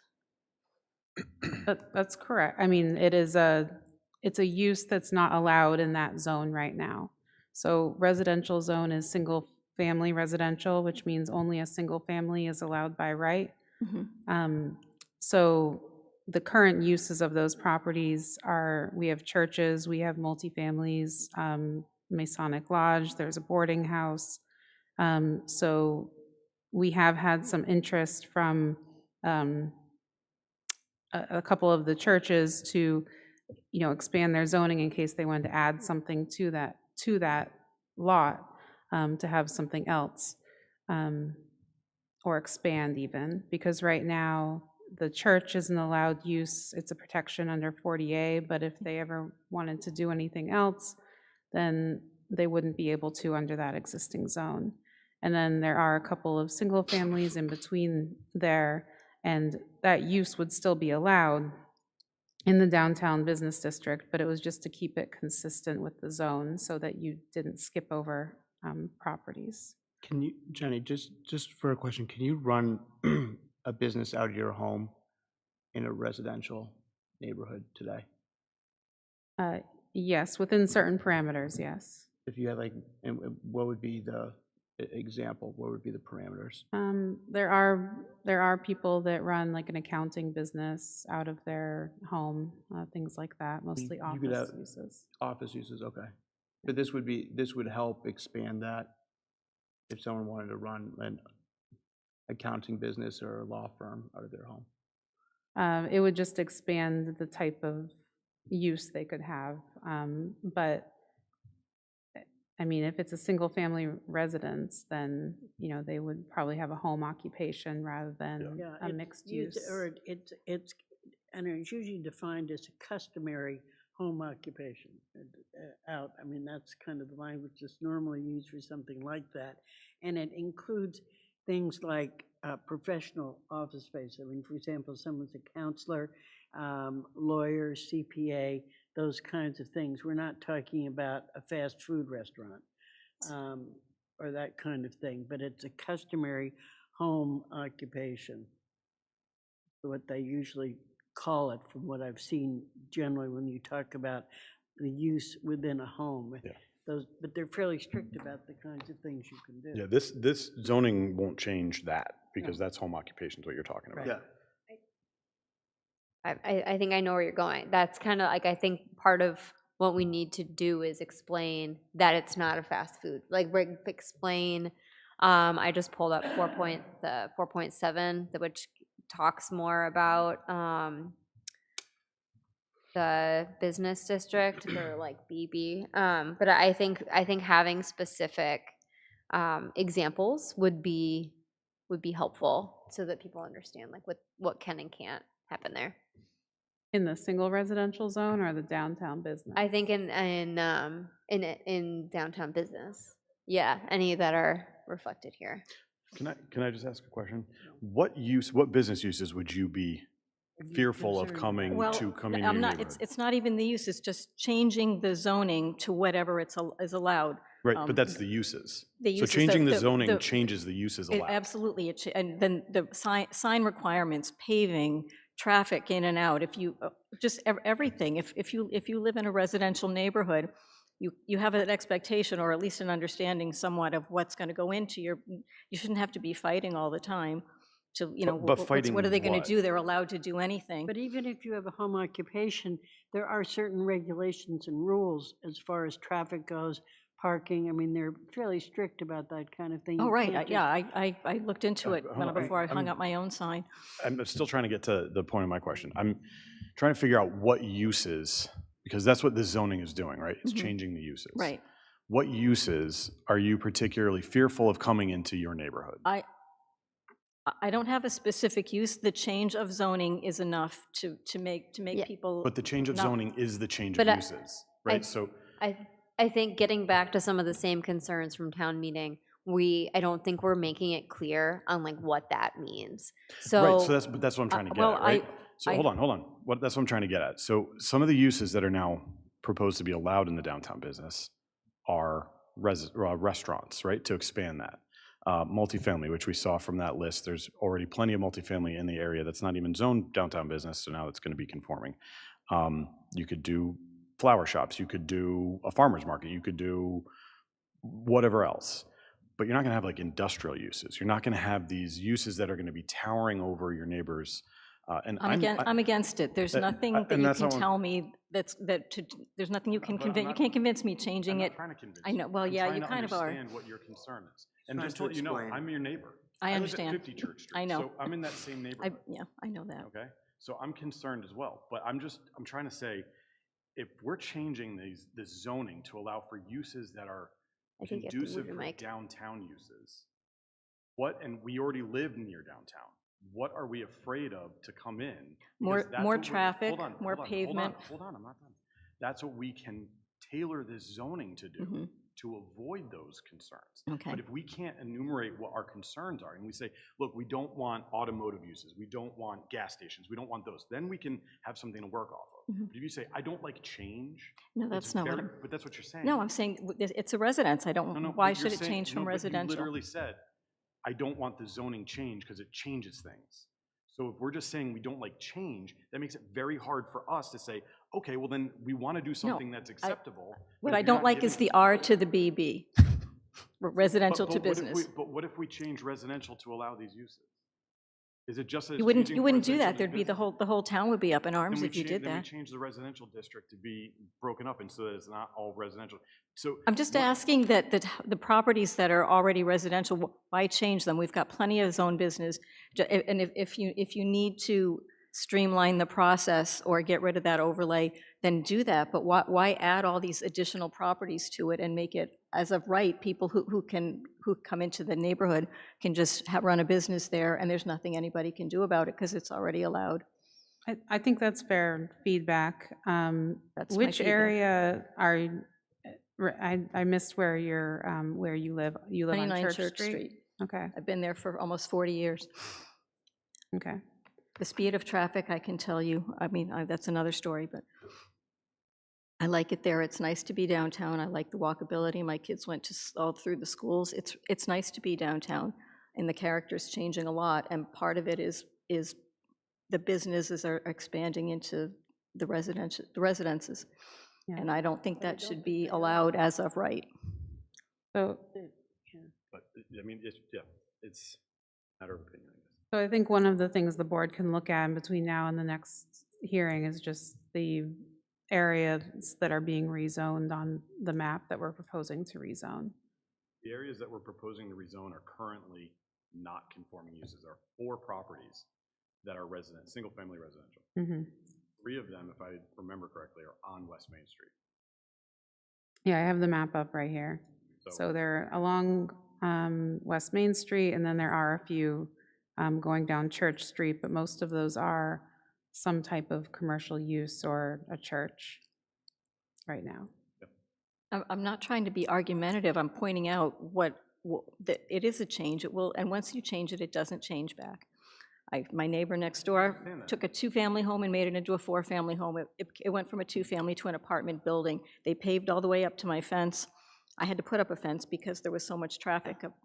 I know what I'm talking about. I live, Actually know certain properties that were multifamily that are now single-family again. So well, I live in one. I don't use it as a 2-family. It's things do change and then change right, back. but my point is, if everything around it is allowed to be a business, that just changes the whole character of the neighborhood. And I don't like to see that happen. I think downtown Westborough is lovely. I love it here, and You I mind don't pulling want to change the that. list back up? Okay, I think we've had enough back and Okay. forth on this at this Well, point, and I was just gonna add one thing, Hazel, after you say whatever you're gonna say. No, I was going to say, I think we've had enough back and forth on this particular matter. I think one of the things is perhaps we can think about a way to present it at the town meeting, which perhaps will clarify some of these problems. And I think that's something we ought to look at Yeah. doing for the town meeting at this particular time. I don't think it's doing us much benefit to have this back and forth at this particular I time. will mention before you, Chris, Yeah. I'm doing office hours still. When was the next date? February 13th?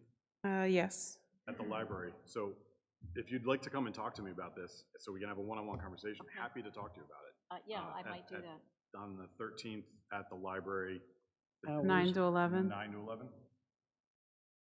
Yeah, please feel free to do that. Sorry, Chris. Do you mind, Hazel, can I just make one comment? I agree. I think that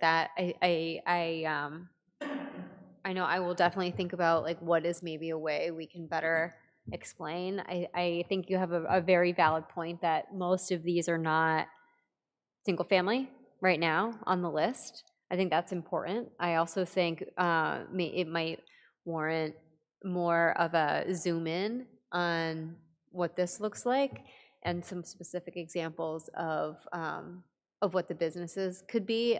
I think the concerns are valid, and I think also at the same time we can address them with more information.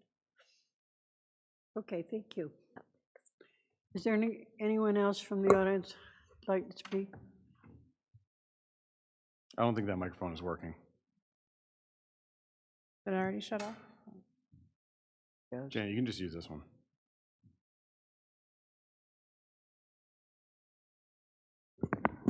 Janet Anderson, 7 Chauncey Street. I'm thinking Church Street because I'm empathizing so much with the previous commenter. I wasn't going to speak on this article because it doesn't directly affect me, but I just want to say that I really empathize with the previous commenter, and I really object to the way it felt like she was being hounded by, 6 people here against 1, and it's not against 1. Any resident of this town can empathize with what she's concerned about. Presumably, many of you live in quiet neighborhoods, and you wouldn't want a restaurant moving in next door to you. You're used to having neighbors whose company you enjoy, and you're used to having quiet. And, a Masonic lodge and a church can't be compared to a restaurant or a retail establishment, because a Masonic lodge and a church are quiet, and they don't draw a lot of traffic, and, they're neighborly, but a business is not. And it takes away some of the neighborly, friendly feeling of your neighborhood if you're going to have restaurants and stores go in surrounding your little house. And I'm just speaking in support of all of those people, because I think that's why the zoning article got voted down at the last town meeting, is because most people are going to empathize with the little guy. So instead of building up your case Hold on, about... Sorry, Hazel, I need to address this. 'cause Instead this of is- building up this your is- case about why you're right and This these is- few this is people... going- this is Can I getting out of finish my hand. sentence before Sure. you speak? Thanks. Instead of building up your case about why you're all right and these few people are wrong, you might consider listening to them and making the changes that they're asking for. And I think you'll get a lot more support at town meeting if you aren't bulldozing a few little guys who, anybody's going to empathize with. Yeah, I'm sorry, I'm going to take issue with that. I was not bulldozing. I did not tell her she was wrong. I empathize with her because I live down the road from her. So this is my neighborhood as well, all right? I don't want bad things to happen in my neighborhood. I am not trying to argue with anyone.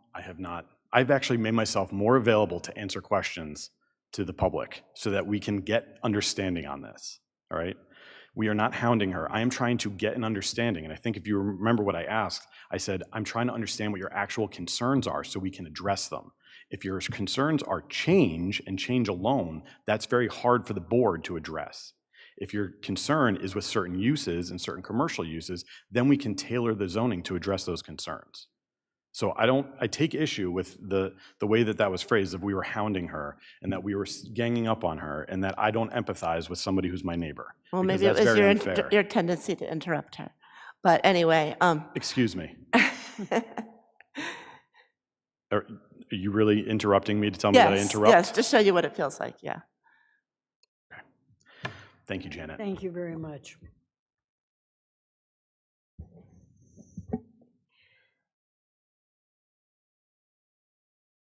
Kevin Barry, 8 Indian Pond Road. Mr. Chairman, I've attended most of these meetings, if not listened to these meetings. The arrogance and the shouting down and the argumentative aspect of this attitude is ridiculous. He does it to the same to your fellow board members. It's noticeable if anybody watches or attends these meetings. Mr. Barry, You're you're doing talking it now about and me? you will not let anybody stop talking. Listen. I'm It's a asking, s- I'm asking if you're talking about me or if you're talking about somebody else. Because I'm talking about you, and you know it because you're asking me that question. Sorry, this is, I'm this lodging a is- complaint because this you were is out of basically order. harassing No, let him 29 Church Street. She made a valid point. All you had to do was listen, but you argued against her point. You were being very confrontational, okay? Let her speak. Listen, very important skill, okay? You've done the same thing. You did it tonight to Christine Kelleher. You won't let her get her words out of her mouth before you jump at her. I can go back and send you the meeting minutes of exactly the ones I'm referring to. It happened tonight if you want to go back and look at it. That would So be great. Send me those minutes, please. all right. just listen, okay? I apologize if people don't think I listen. I did not know that about myself. But Chris, I apologize. It's okay, John. Hi, Joanne Aramini, 7 Meadow Road. Member Norris, I disagree with your opening statement. We can't hear you. can't If you hear? could talk into the microphone, please. Joanne Aramini, 7 Meadow Road, is that better? Yeah. Okay, great. I disagree with your opening statement. I think these zoning changes absolutely pave the way for the downtown changes, which include the Rotary. You can go to page 27 of the Downtown Project Report, where it specifically says Westborough will need to implement changes to land use and zoning regulations to meet the vision and goals for the downtown changes. You can go to page 35 through 39 of the same report, where it specifically addresses the zoning changes that are needed to accomplish the goals for all the downtown changes. And all of the zoning strategies that are listed in the report are what are in this proposed amendment. Page 39 of the report specifically states, and I quote, "Zoning changes are usually within the first phase of implementation as they lay the groundwork for future development." These zoning changes are the small steps to get to all of the changes downtown, which includes the Rotary. We notice it and we see it, and the residents in Westborough have a concern about all the changes in the Rotary. So these zoning changes impact that. These zoning changes are not separate and distinct. They do not exist in a vacuum, in a silo, with all of the changes that you're trying to push for downtown. Thank you. Thank you. Can I address that? I think it's worth it addressing. As I said at the select board meeting, and as the chair, Ian Johnson, reiterated to me to make sure he understood, the Rotary changes can happen whether the zoning changes or not, and the zoning can happen whether the Rotary changes or not. The Rotary does not rely upon zoning for the design. The Rotary can happen whether we are changing the zoning or not. They are not related. The development that you referenced is development of the properties, not of the road. So they are not related. And can I just add, so Jenny and I have worked on the zoning review committee before they presented to select board a long time ago, right? Not once has it been brought up about the Rotary change. This has all been about rezoning downtown for future developments on the properties. I think Mark Silverberg had a good point in the select board meeting, the most recent one, you know, seeing Mike Matthews building downtown. Single-story building, you could potentially build residential above it. That's what we're looking to do, and bringing in new businesses, right? We're not trying to push out businesses. We're not trying to do anything that's going to change the Rotary. So it's completely different. I appreciate you coming up and making that point, though. Thank you. Thank you. I would suggest, if there are no more comments at this time, that we continue, hold the hearing open until next month, the next meeting, so that we could take what information we've received tonight, and Jenny can, in case there can be some changes and some modifications in the presentation. I think it unfortunately is a misunderstood change in the zoning, and I think one of the problems we're encountering as the planning board is the amount of misinformation that is going around this town as to what we're trying to do with this zoning change.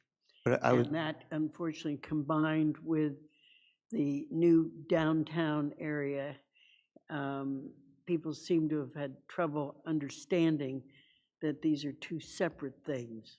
yeah, but I would say to the woman who lives on Church Street, thank you for coming out today, because we've had meeting after meeting, and I think this is the first feedback that we've had from a resident, other than John, who lives in that neighborhood. So I welcome you. Please meet with John. Come and meet with him for his office hours, because this is the feedback that we need. This was also brought up at town meeting, that's why it's back here, because there were a lot of people concerned about Sure, it. and we've So I had don't think this is the several first meetings. time. We've had several meetings since town meeting that no resident has come out I to. wasn't aware of that. They're posted in an agenda. Well, So, but thank you for coming out. As a long-time downtown resident, I would like to see no change to the residential quality of a lot of those properties. And the closer to the Rotary, closer to the downtown, fine, I understand what you're trying to do, but I think you're spreading it out into residences that don't need to be changed. That's my opinion. And And we Thank you. appreciate, I think that's one of the problems that we are encountering, unfortunately, is that when we're dealing with something like zoning, we find we don't get the public out. We don't get any input from the public. So it's very difficult for us. We're trying to do the best we can Yeah. on the town as a whole. We do this, but when we don't get any feedback from the residents, and then when we present a plan and Understand. what we get is negatively, Yeah. we do not get positive feedback on I've been any going type to of meetings, zoning. oh, excuse me, I Go didn't mean ahead. to interrupt. The Harvey School, right across from me, is going to be changed. I've been going to meetings, they don't listen to me. They've got a plan, they know what they're doing. I think that's kind of the frustration of a lot of people. They figure no one will listen to us anyway, why bother? We've been So- elected by you, Mhm. right? So we want to listen to you, Thank you. but it's hard to do that when it gets to town meeting. So it's meetings like this, Mhm. and there's, Kevin and Joanne have come to a lot of these meetings, and they give us their opinions, and we appreciate that. And it's great to have you come out and do the same, because when we're doing this, we do a lot of work to try to make this Well, town yeah, better, right? it's- So, and improve it, but we don't know unless we're told. Mhm. And especially from that previous town meeting, we heard that feedback, but then it's silence, right? And it was silence up until this meeting for the most part. Mhm. So thank you for Thank you. coming out, and we appreciate your If feedback. I If I had can been- if I can just add on to that as well. The questions I was asking you, we're trying to get to the bottom of that, right? So I want to know what your concerns are. And unfortunately, when we have these meetings, that's a lot of the only public feedback we get. So we need to dig in. Well, One second, hold on. Okay, We need to dig into what those comments mean, because if you make them at town meeting, we can't ask you at town meeting, It's so we too don't know late. what it means. Yeah, understood. Thank you very much, we appreciate it. Did you have a follow-up question? If you would come up here, please. I need your name and, Joanne Aramini, 7 Meadow Road. Could I make a suggestion, please? In terms of getting feedback from the public, maybe you should have an open forum as part of your meeting. Sometimes people can't make public hearings. They don't always know the public hearings. Things change on your agenda all the time. Can't tell you how much time we spend looking at the agendas and see how many times they're revised.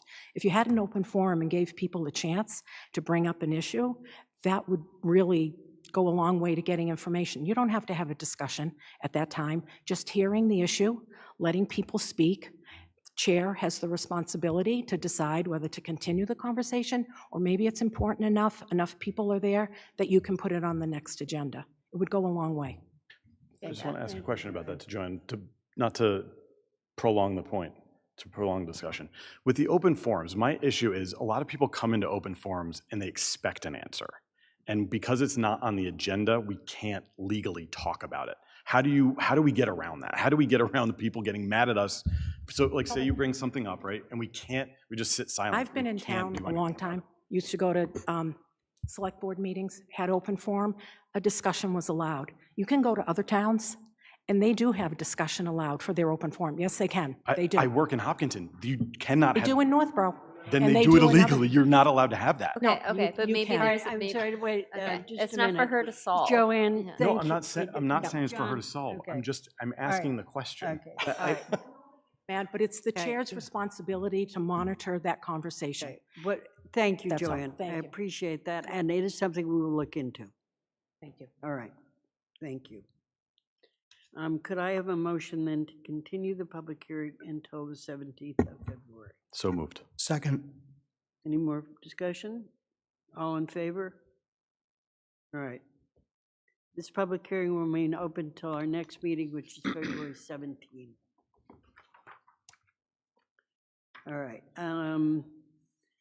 Jenny, before she goes into planning updates, are you going to discuss Otis Street? Yeah, I just have a quick update on that. Okay, on the easement, I can talk about that, sure. I wasn't going to talk about that specifically. or I can talk about it either. Okay.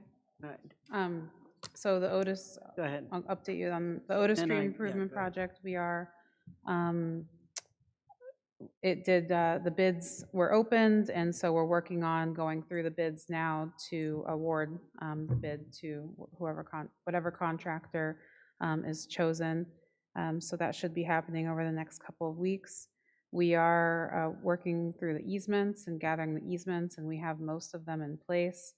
As the board knows, we needed the easements to be able to expand the road and put in the shared use path on Otis Street and the Route 9 intersection.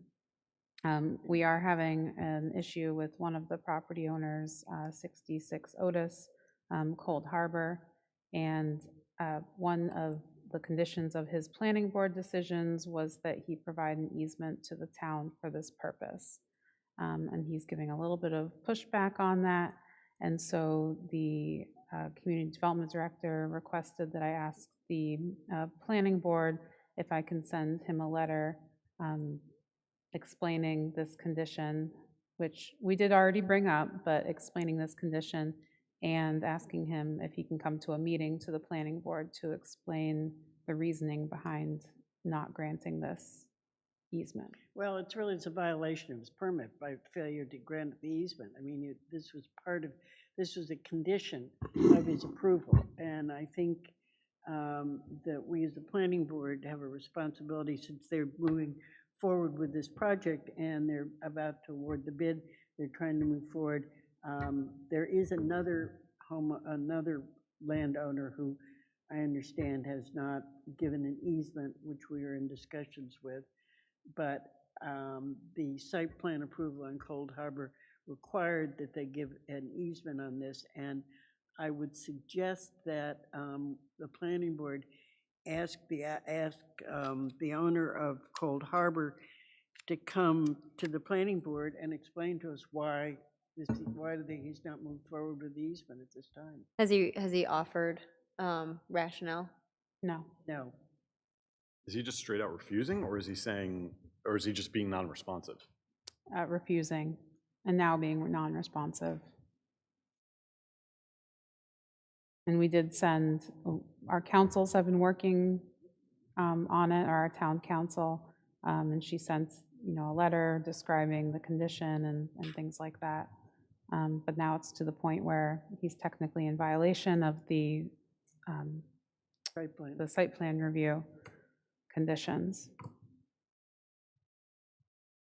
All right, well then I would suggest that we send a letter from the planning board, ask him to appear at our next meeting to discuss this matter. May I suggest having that be on March 3rd or thereafter, one of those meetings, not our next meeting? Sure. Yes. 'Cause, yeah, I would like to be there. Yeah. March 3rd is fine. We'll adjourn, ask him to come on March 3rd to discuss this matter in hopes that perhaps notification that we have requested he come before here will allow him to make will allow him to come to a decision to go ahead and give us the easement without having to appear. So we will just have to see on that. I also know he is in violation under the building code for a structure he has put up without a building permit. So he's got a couple of problems with the town at the moment. What structure is that? There's a shed in the back. The cooling unit, Oh, is it permanent structure? yeah, he'd come to the planning board about the site plan for the parking expansion and that unit Yeah, the as thing in part of the- the site plan, and the planning board approved it, but then a building permit was never issued for it, but it was put up. Oh. Okay. My other update, I just wanted to mention that the RFP, the request for production for the active transportation plan, will be out on February 6th, and bids will be due March 6th. So I think we're going to have a lot of interest on this plan. Great. So we're really excited about it. Thank you. Anybody have any questions for Jenny at this time? Thank you, Jenny. Board members on town committees and CMRPC. I did get a notice their annual meeting is coming up, I think. Or at least that, is it not? Yeah, I saw Yeah, I saw an email I about saw it. something about it. It's June. Oh, Oh, it was in June. June? I thought there was one earlier than that. Annual meeting? That seems a little, There might be one before Okay. then, Oh. but the annual meeting is in June. oh, all right. Anything else, Carolyn, on them, or? No, there is a meeting, March. So I'll be there for that, and, yeah. Yeah, oh, yeah. How many were there, 24 or something? We do have about 24 hours from for the town, from the CMRPC. So, talking with Jenny about how we could use those hours. Christine, have you been to any meetings? You're all, We have postponed the community preservation meeting, which was supposed to be yesterday. So that'll either be the 9th or the 23rd, but I don't have any updates since the last meeting. Is that to make recommendations for town meeting? Yes, so we have some of those recommendations, but we're just working through kind of the final components of what that looks because like. you But yeah. mentioned them at the last meeting. Yeah. Yeah. Okay. John, did you have, Nothing from zoning review. who's on capital finance? I'm on capital expenditures Capital planning, but expenditure. that process is done. Oh, you're finished on that? Okay. And I had nothing at this particular time. Minutes. We have minutes from January 20th. Has everyone had a chance to look at them? Any Yes. comments or edits? No? Can I have a motion to approve the minutes as written? So moved. Second. All in favor? All right, that's 5-0. All right, we've got upcoming meetings on the 17th of February and the 3rd of March. Is there anything else anyone would like to bring before the board tonight? If not, if I could have a motion to adjourn. So moved. Second. Excuse me, yeah? A procedural question. Can you wait until after the meeting, or is this Is it- part of the? No, I mean, the reason I think I missed that. Because the reason I came here was to comment on 171. Oh, you missed that. Once I'm sorry. No, we continued that until next month, or till March. March Beginning 3rd. of March. March 3rd. March 3rd. The They hearing needed- on that Yeah. has been continued to March 3rd. Okay, sorry. So Janet, just for your information, if you look, Amory tries to update the agendas when we get new information, but they do try and have, like, on the bottom, continuation requested to March 3rd. So if you see that, then you know that we're just going to basically formally continue without any discussion. But when we get emails from the applicants saying, we're not going to present, can you continue us to the next meeting? They just try and do that to make it easier. And sometimes that happens the day of our meeting. Yeah. So it's best really to check check the town website, because it is updated on the town website if there's been a change in the agenda, even if it is the afternoon of our meeting. Okay? Thank you. All right, so we had a motion. Did we have a second? Second, yeah. All right, all in favor? Okay, thank you very much.